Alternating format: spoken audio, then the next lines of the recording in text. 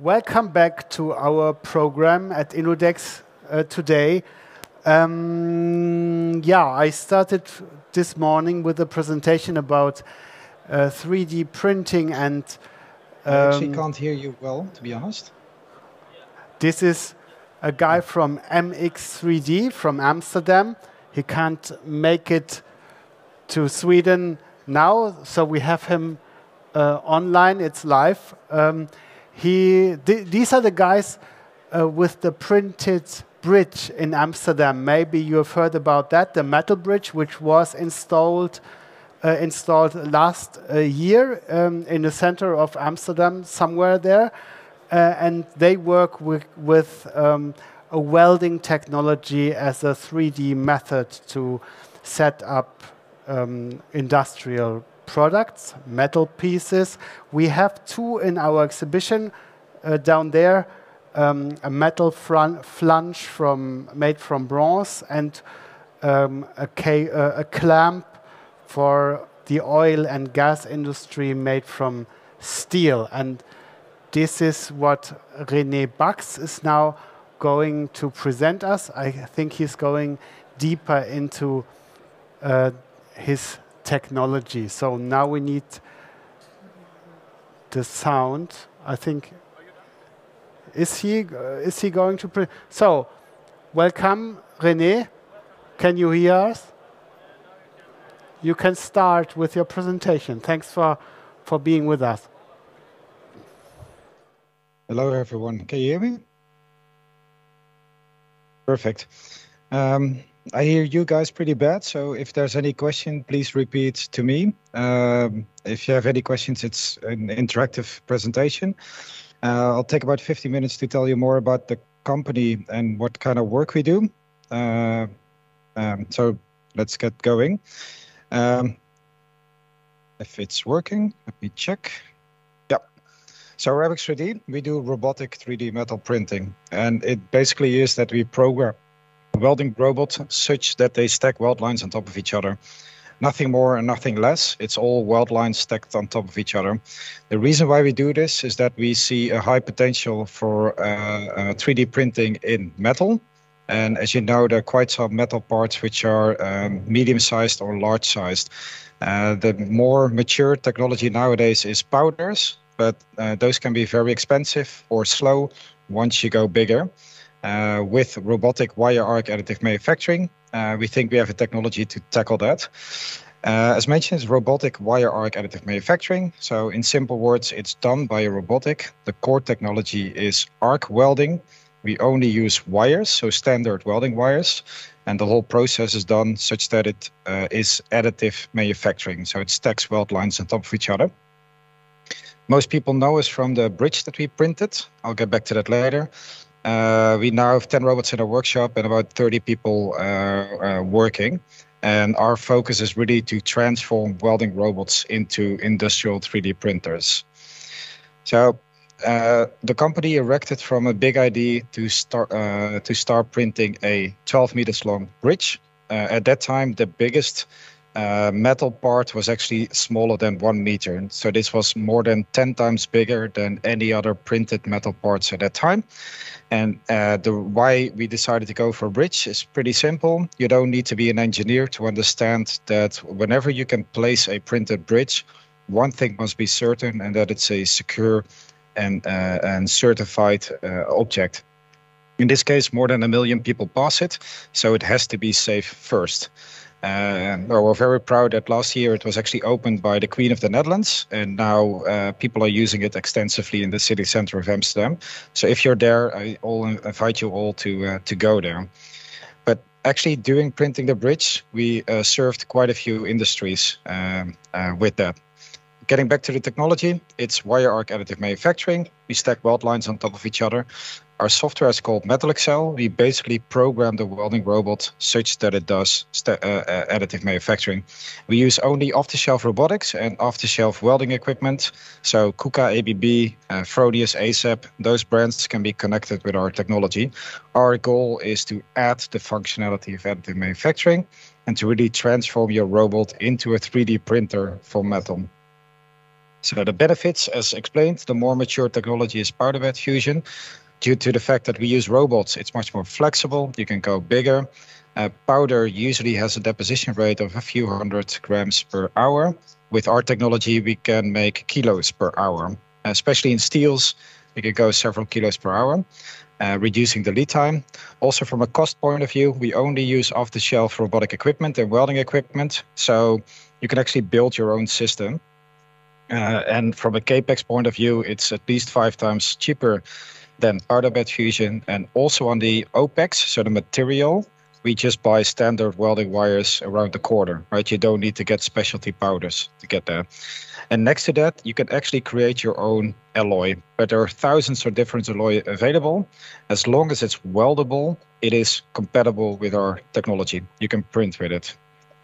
So again, our technology is called Metal Excel. We basically wrote a software algorithm to turn your CAD file into a 3D printed part. The software takes you from the design to the toolpath plan, monitors and controls the process while printing, and then at the end feeds you back in 3D the measurements being taken during the process. So it's not only a toolpath planner, it's really the complete workflow to get from a CAD file to a certified part. As pictures tell more than words, this is an example of the toolpath planner and the CAM software. Whenever you have uploaded the print to your robot, you get live feedback with a digital twin on the process, and in the end, every dot is actually a measurement, so you can check the consistency of the print. We can do this because we have connected an intelligent control system, which is basically sensors directly connected to your robot and power source to your laptop in this case. So you get live feedback at 5,000 seconds per, so samples per second, sorry. Our software is really WAAM dedicated. In our view, that's the only way to get to high quality parts. And in the end, you want a high quality print. We really focus on making the tool easy to use. We have interns working with our robots who are 16 years old, and within 4 weeks, they can operate the system by themselves.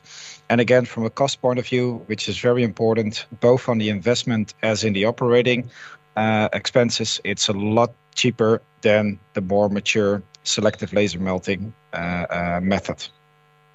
We now also shipped since last year a full turnkey solution. So it's basically a welding cell where directly connected to a software and a control system, and it has been certified by Lloyd's Register. So if printed in this machine, the process is already certified, and which is important, as you can imagine, for additive manufacturing.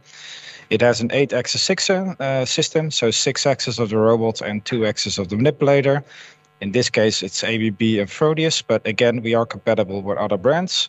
And the core of the technology is really the control system, where you have the full workflow to transform your robot into a 3D printer. Materials, in essence, every alloy that is weldable should be feasible with our technology. Obviously, like titanium, it has an inner and environment requirement, so some alloys are a bit more difficult. But so far, any wire which is weldable, we have been able to print with it. So on the right-hand side, you see a list of wires that we frequently use for parts, but it's definitely non-exhaustive. So if you have a special requirement on the materials, as long as it's weldable, you can print with it. So in the use cases, I think this is most interesting, right? Most of the use cases that we print are custom parts. So in this case, it's a keel of a boat in aluminum. Previously, it was done by sheet metal and highly specialized welders. In this case, we printed it fully upwards, and I think it's almost 4 meters long. Another frequent use case is optimized parts. In this case, it's actually a complete elevator shaft with glass walls, which we printed for Schindler in Austria, and also done in aluminum. Obviously, there's a big use case in spare parts, especially in oil and gas or energy industry or maritime. They have a lot of metal parts which they don't want to keep in stock because it's just expensive. So in this case, you could have the propeller printed on the go at our facility or even in-house. And finally, near-net shape parts, which basically means that we try to get as close to the original design, but take into account that it's going to be milled afterwards, because in essence, it's all welding. So welding is a droplet of liquid metal. It always have, it's not completely low tolerance, right? So if that is a requirement for the part, like in this case, a pipeline flange, you need to mill it afterwards to get to that. But from all of our printing, we know that the porosity is just, there's no porosity. As soon as you grind or mill this first layer off, or the top, it's completely dense. Here you see an overview of the parts that we printed from an outrageous project like the bridge that initiated MX3D to a very custom industrial like an exhaust or a connector, pipeline flanges, molds. This is a pipeline clamp for the energy market, up to like optimized robot arms. On our website, there are quite a few use cases per industry. So depending on your industry, you might get some inspiration on those examples. What kind of industries we tailor to? Here you see an overview. Due to the bridge, we get a lot of requests from the infrastructure and construction, but that's due to the fact that our bridge is well known. But next to that, we actually do quite a lot for aerospace and automotive. And as mentioned, maritime and oil and gas are definitely big markets for us. And finally, more and more we see tools or more industrial manufacturing reaching out to us for custom or series production of medium to larger parts. I'll skip this. There's a few projects which has a video to it. So I'll definitely invite you all to check our website to see the process in a video. And to finalize off with, we actually shipped our technology last year to BMW Group in Germany. Obviously, we're very proud of that, and it shows the potential of robotic 3D metal printing, not only for custom or small series productions, but definitely also for the larger volumes. The fact to have on-demand flexibility and using the flexibility of the robot at a lower price by using wires is very attractive to a range of clients that we have. So this is definitely something that we're proud of. BMW is now printing themselves based on the technology that we develop and obviously still continue to develop further. So this is my presentation to give you a snapshot of our company and the kind of parts that we do. Hopefully gives you some insights, and even better, if you're inspired or have a specific part in mind, please reach out to us to talk about whether it's actually printable. We definitely see a lot more traction in the Scandinavian countries lately. So, thanks all for listening.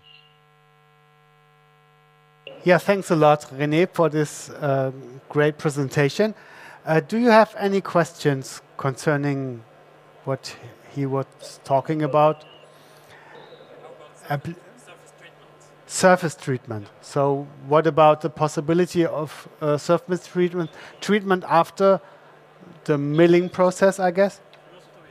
Okay, I'm sorry. Okay, I was far away. So there was one question concerning the surface treatment afterwards. I think that's ordinary metal pieces. So, but what you are working with? Yeah, if I'm correct, because it's hard to hear actually for me, but it's about the surface roughness, right? So actually for not the surface roughness. The guy means other treatment when the surface is smooth. Then what can you do then? Sorry, could you repeat? What surface treatment do you offer, and what is possible? Okay, good. Sorry. Thanks for explaining. So milling, either manually or robotized or via CNC machine, is most common, especially if you want to get to very low tolerance levels. Coating is something that we frequently see. Heat treatment is something that is, depending on the object, obviously something to take into account too. But we always try to challenge our clients in, well, the functional specs of the part. So even though it's a bit rough, if it doesn't have to be functionally smooth, then don't take that step to smoothen it, because we can show that it's strong enough, right? So then it's more a matter of taste. But for some applications, you do need the smooth surfaces. So usually milling and grinding is the best way to smoothen it out. And otherwise, coating is also sometimes a interesting step in the post-production. Okay, thank you. More questions? Okay. No questions from the audience. Thanks a lot, René. Yep. And it was a pleasure to have you here. Now he's gone. Ah, no, he's still there. All the best to Amsterdam. Yeah, bye-bye. Cool. Okay, enjoy the day. Bye-bye. Bye-bye.